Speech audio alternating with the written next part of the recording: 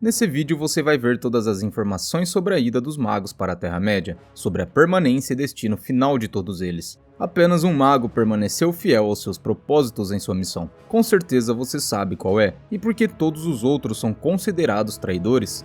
E não sou eu que estou falando isso, tudo isso está escrito em relatos do próprio Tolkien e você pode ver no livro Contos Inacabados. Radagast realmente foi considerado traidor? Mas o que ele fez para que alcançasse essa denominação tão depreciativa? E você sabe por que os magos não usavam seus poderes e resolviam tudo rapidamente? Vem comigo nesse vídeo ver tudo sobre os 5 Maiar que foram para a Terra-média ajudar na causa contra Sauron.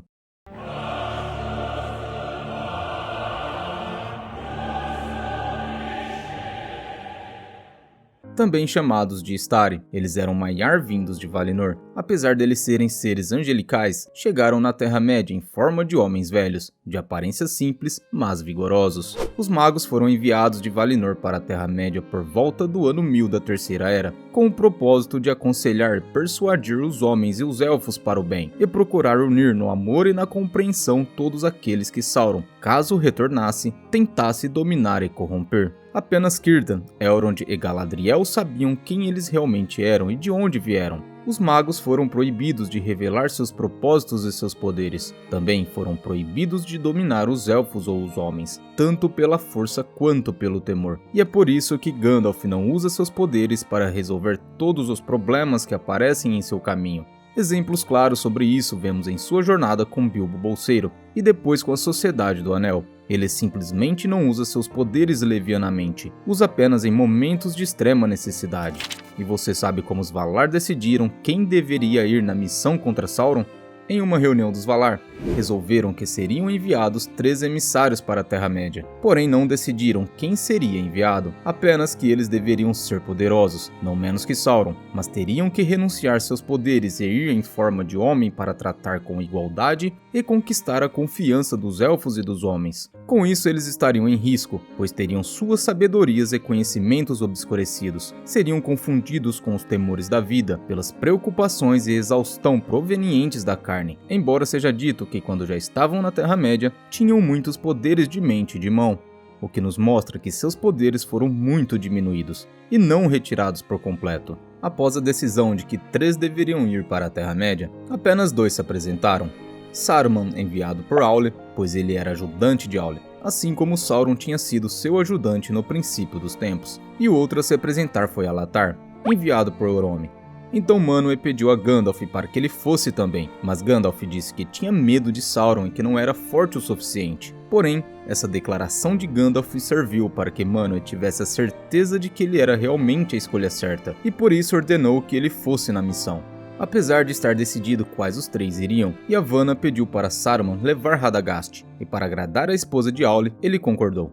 Alatar levou também seu amigo Palando. Assim, 5 Maiar foram para a Terra-média ajudar na causa contra Sauron. Saruman era o chefe dos Istari, e isso inclusive foi dito pelo próprio Gandalf. E Gandalf, evidentemente, era o próximo na Ordem dos Magos. Radagast nos é apresentado como de muito menor poder e sabedoria, e nada é falado dos Magos Azuis. Alguns esboços que Tolkien deixou relacionavam os magos com os Valar da seguinte forma: Gandalf com Manwë e Varda, Saruman com Aule, Radagast com Yavanna, Alatar e Palando com Orome. Quanto à ordem de chegada, está escrito que Saruman chegou primeiro. Provavelmente os Magos Azuis foram os próximos, pois está escrito que Radagast foi o quarto e Gandalf o último a chegar. Saruman foi o primeiro a chegar nos Portos Cinzentos, e ele trajava branco.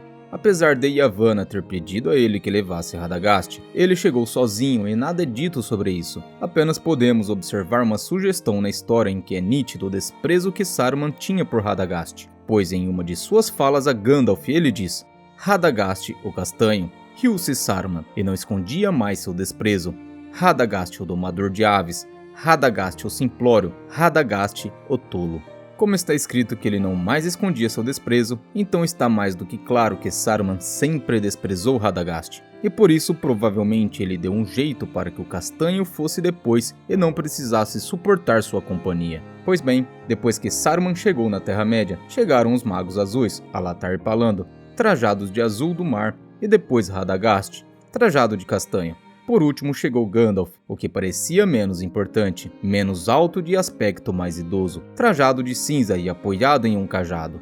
O elfo Círdan percebeu nele o maior e mais sábio espírito, e por isso entregou a ele o Anel Narya, o Anel de Fogo. Está escrito também que eles eram livres e podiam fazer o que quisessem. Não eram comandados por ninguém e nem era esperado que agissem em conjunto na missão. Inclusive foram escolhidos pelos Valar por serem completamente diferentes em poderes e pensamentos. Sabendo agora como foram escolhidos, qual foi a missão dada pelos Valar a eles, precisamos entender o porquê eles estavam sujeitos a ir para o lado negro da força. Agora, prestem atenção nesse trecho, pois é isso que vai determinar todo o futuro dos magos que foram para a Terra-média. Está escrito no livro dos Contos Inacabados que, por possuírem corpos, os Istari necessitavam aprender de novo muitas coisas. Pela lenta experiência e, apesar de saberem de onde vinham, a lembrança do reino abençoado era para eles uma visão de muito longe, pela qual, enquanto permanecessem fiéis à sua missão, ansiavam intensamente. Assim, por suportarem de livre vontade as angústias do exílio e as fraudes de Sauron, poderiam corrigir os males daquele tempo. Com esse trecho escrito por Tolkien, podemos concluir algumas coisas. Primeiro, os magos chegaram na Terra-média com vagas lembranças sobre sua vida em Valinor, e que se permanecessem fiéis aos seus propósitos, o desejo intenso de voltar a Valinor permaneceria em seus corações. Ou seja, se o mago não cumprisse aquilo a que ele tinha sido destinado, a vontade de voltar ao reino abençoado seria tirado de seu coração, e seria considerado infiel aos seus propósitos. Segundo, Maiar são espíritos angelicais, ou seja, totalmente diferente dos elfos e homens, que podem sentir dor, fome, sede, frio e tudo mais. Então, quando eles foram para a Terra-média, passaram a sentir tudo isso, e assim precisaram aprender a suportar e enfrentar todas as necessidades e adversidades. Inclusive é dito que eles tinham medo e podiam morrer. Apesar disso, eles não morriam de fato. Seus espíritos ficariam vagando, sem qualquer tipo de poder, sem qualquer condição de interferir em alguma coisa. Terceiro, se eles conseguissem suportar tudo isso, permanecer fiéis aos seus propósitos e tudo de boa vontade, poderiam assim vencer o mal que afligia a Terra-média e voltar para Valinor. Com todas essas informações, agora fica fácil entender quais foram os destinos de cada um dos 5 magos que chegaram na Terra-média, e o porquê a maioria deles traíram seus propósitos, mesmo sendo da Ordem dos Valar. Antes de continuar, não seja um mago ruim e deixe seu like para esse vídeo. Aproveite e se inscreva no canal se você não for inscrito. Muito bem, está escrito nos Contos Inacabados que de todos os 5 magos, apenas um permaneceu fiel, Gandalf. E por ter permanecido fiel, o mago venceu o mal. E essas são as palavras escritas no livro. Pela vigilância e labuta, conduziu tudo aquele fim que fora pretendido pelos Valar sob o comando do Uno que está acima deles. No entanto, disse que sofreu imensamente ao acabar a tarefa para a qual viera, e foi morto, e, tendo sido devolvido da morte, esteve então por um curto espaço de tempo trajado de branco, antes de se transformar em uma chama radiante, ainda velada, exceto na necessidade extrema, e, quando tudo estava terminado e a sombra de Sauron tinha sido eliminada, partiu para sempre por sobre o mar. Concluímos assim que Gandalf, após sua vitória, voltou para Valinor, seu lar. Saruman ficou conhecido na Terra-média como o Homem Habilidoso. Após viajar muito, foi morar em Gondor. Tornou-se orgulhoso, impaciente e se apaixonou pelo poder. Buscou fazer sua própria vontade pela força e quis tomar o poder de Sauron, mas foi pego pelo próprio Sauron, pois o Lorde Sombrio era mais poderoso que ele. Tudo o que ele fez foi contrário à sua missão. Por isso ele teve um destino terrível. Foi totalmente humilhado, morreu pelas mãos de seu servo. E está escrito que seu espírito foi aonde estivesse condenado a ir, e a Terra-média, quer despido, quer corporificado, jamais voltou. Quanto aos Magos Azuis não se sabe o que aconteceu. O que se sabe é que eles viajaram para o leste da Terra-média e nunca mais voltaram. Eles foram com o propósito de cumprir a missão designada a eles. Pode ser que eles tenham sido apanhados por Sauron e se tornaram servos do Lorde Sombrio, coisa que não era impossível acontecer justamente pelo que já vimos aqui no vídeo. Eles estavam em corpos humanos e podiam fazer o mal, e fazendo isso, se esqueceriam completamente de Valinor. Ou eles podem ter sido mortos também, mas a única certeza que se tem em relação a eles é que nunca voltaram a Valinor. Em uma carta escrita por Tolkien, ele disse que suspeitava que os Magos Azuis foram os fundadores ou iniciadores de cultos secretos e tradições mágicas que sobreviveram à queda de Sauron, ou seja, a Quarta Era. Agora, se Tolkien suspeitava disso, quem sou eu para dizer o contrário?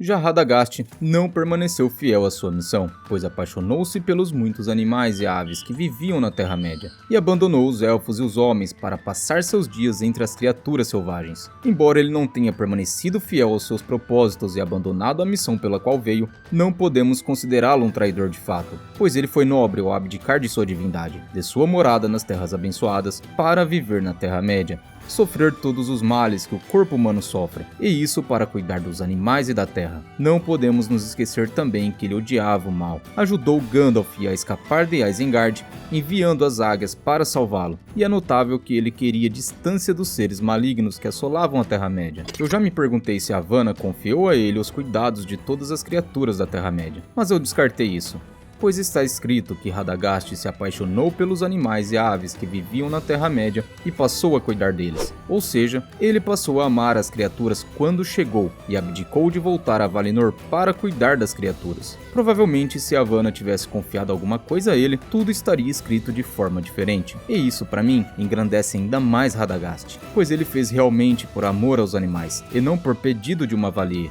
Diga nos comentários qual sua opinião sobre tudo isso. Agora, para saber qual foi seu destino, vamos voltar mais uma vez ao trecho em que diz que se os magos permanecessem fiéis aos seus propósitos, a ansiedade permaneceria intensa para voltar às Terras do Oeste. Radagast não cumpriu sua missão. Assim, a conclusão mais óbvia é a de que ele não voltou para as Terras Imortais. Ao que tudo indica, Radagast acabou por viver recluso, dedicando-se à proteção e conservação da natureza. Esse foi o vídeo de hoje. Se você ficou com alguma dúvida, pergunte nos comentários, com certeza vou tentar responder. E se você quer que eu faça algum vídeo, dê a sugestão também nos comentários. Obrigado por sua audiência, espero que tenha gostado, vou ficando por aqui e até o próximo vídeo.